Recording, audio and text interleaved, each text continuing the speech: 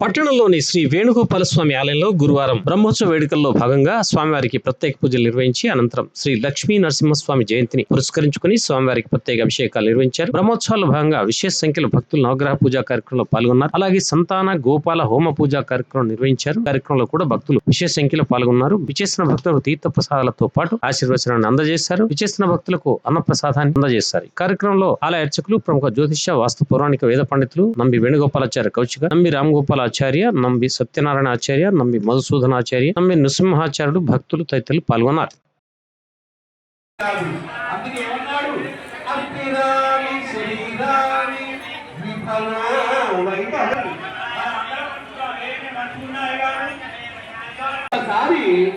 వాగ్దానం చేశావా అంటే హరిచంద్రుడు గుర్తుకొస్తాడు మనకి.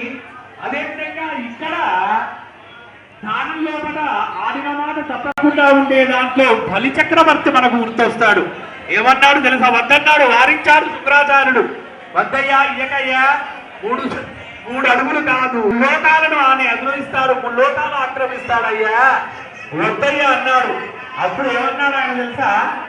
తారే రాజులు రాజ్యములు ఆక్రమించాడు. అప్పుడు అనుకున్నాడు భగవతి, కానీ సంతోషపడ్డాడు. బలి చక్రవర్తి ఆడిన మాటను తప్పలేదు అన్నాడు.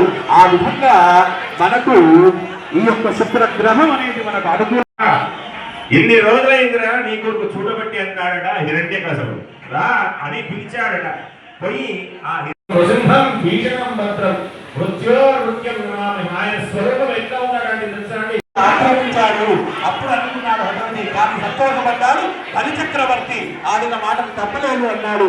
ఆ విధంగా మనకు ఈ యొక్క శుక్రగ్రహం అనేది మనకు అనుకూలంగా ఉంటుంది. మరి ఎవరైతే రాష్ట్రాధిపతి శుక్రుడు ఉన్నారో వాళ్ళు చక్కగా ముఖ్యంగా ప్రతి అంశాన్ని కూడా ఇక్కడ జరిగేటువంటి యొక్క ప్రతి అంశాన్ని కట్టినట్టుగా మనకు పేపర్లో కానివ్వండి, మన మీడియాలో కానీ చూపిస్తున్నారు. నిజంగా వాళ్ళందరినీ కూడా భగవంతుడు ఆదిరారోగ్యేశ్వర్యాలు కలగజేయాలని ఆ భగవంతుడిని ప్రార్థిస్తూ, ఎందుకంటే ఎంతో చక్కగా ఈ వార్షిక బ్రహ్మోత్సవాలు ప్రతి సంవత్సరం కూడా రుక్మిణి సత్యభామాసమైనటువంటి మన వేణుగోపాల స్వామి వార్షిక బ్రహ్మోత్సవాలు అత్యంత వైభవంగా జరుపుకుంటున్నాం. మరి అందరికీ చూడలేని పరిస్థితి, అటువంటి వారికి కన్నులో కట్టినట్టుగా ప్రింట్ అయిన ఎలక్ట్రానిక్ మీడియా వారు అన్ని కార్యక్రమాలను చూపిస్తూ చిత్రీకరిస్తూ ఉన్నారు. నిజంగా వారు ధన్యులు. ఎందుకంటే వారందరికీ కూడా భగవంతుడి యొక్క అనుగ్రహం పరిపూర్ణంగా ఉండాలని ఆ భక్తులందరికీ కూడా విజ్ఞాపన నిశ్శబ్దంగా వాతావరణంగా ఉండి ఈ రోజు అత్యంత ముఖ్యమైనటువంటి రోజు. శ్రీ లక్ష్మీనారాయణస్వామి వారు ఉద్భవించి అవతారాన్ని ఎత్తినటువంటి రోజు ఈ రోజు.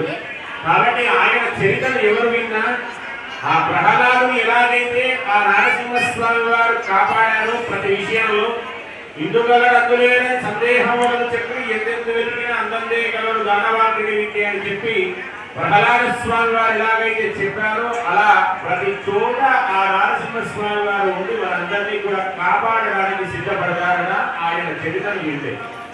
అటువంటి ముఖ్యమైనటువంటి అవతారం, ఆవేశ అవతారం నరసింహస్వామి వారి యొక్క అవతారం. స్థానికమైనటువంటి శ్రీ వేణుగోపాల స్వామి వారి యొక్క ఆలయంలో ప్రతి సంవత్సరం వార్షిక బ్రహ్మోత్సవాలన్నీ కూడా పెద్దల అనుగ్రహం చేత, ఆచార్యుల యొక్క మంగళాశాసనాల చేత మనం అందరం కలిసి చేసుకుంటున్నాం. కావున మొదటి రోజు నాడు స్వామివారికి తిరుకళ్యాణ మహోత్సవాన్ని చేశాం. నిన్న రెండవ రోజు స్వామివారికి డోలోత్సవాన్ని చేసి డోలాయమానమైనటువంటి మన మనసులంతా కూడా స్థిమితం చేసి ఒక రకమైనటువంటి భక్తి భావనను కలుగజేయాలి, ఆధ్యాత్మిక చింతనలో ఉండాలి అని చెప్పి భగవంతుడికి డోలోత్సవ కార్యక్రమాన్ని నిర్వర్తించుకున్నాం. అలాగే మొదటి రోజు అగ్ని ప్రతిష్ట కార్యక్రమాన్ని, ఆదిత్యానుగ్రహ స్థాపన పూజను, అలాగే అటు సంతాన వేణుగోపాల స్వామి వారి యొక్క హవనాన్ని మనమందరం కలిసి చేస్తున్నాం. ఈ రోజు మూడవ రోజు, అత్యంత ముఖ్యమైనటువంటి రోజు. ఈ రోజు చాలా విశేషమైనటువంటి రోజు. ఈ రోజు ఉదయం లక్ష్మీనారాయణస్వామి వారికి ఆలయంలో మంచి తిరువందన కార్యక్రమాన్ని చేసి ఆ స్వామివారి ఉద్భవ కాలానికి సంబంధించినటువంటి సంసిద్ధమైనటువంటి అభిషేక కార్యక్రమాలను చేసి స్వామివారి అర్చన చేయడం జరిగింది. నరసింహస్వామి వారికి ఇష్టమైనటువంటి పానకం, వడపప్పులు స్వామివారికి నివేదన చేసి మనందరికీ కూడా మధ్యాహ్న సమయంలో భోజనానికి ముందుగా అందరికీ అందించడం జరుగుతుంది.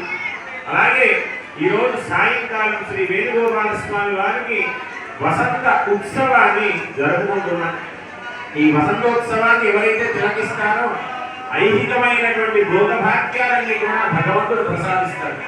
అలాగే 4వ రోజు స్వామి వారికి ఎక్కడా లేనటువంటి విధానంగా మనం చెప్పుకున్నాం. మనమంతా కూడా ఏమని ఎక్కడ జరిగినా మన యొక్క బంగారాన్ని అంటే మన యొక్క బెల్లాలను కాసులను వస్త్రాలను తూచి తులాభారంగా చేసి అందరికి పంచి పెట్టడం జరుగుతుంది. అంటే మనిషి యొక్క విధానాన్ని పొందేటువంటి కోరికలు తీర్చడానికి మనమందరం కూడా తులాభార కార్యక్రమాలు చేస్తాం. కానీ ఎక్కడ లేని విధంగా భక్తికి మాత్రమే భగవంతుడు పొందుతారు అనేటువంటి విధానాన్ని అందజేసేటువంటి గొప్పమైనటువంటి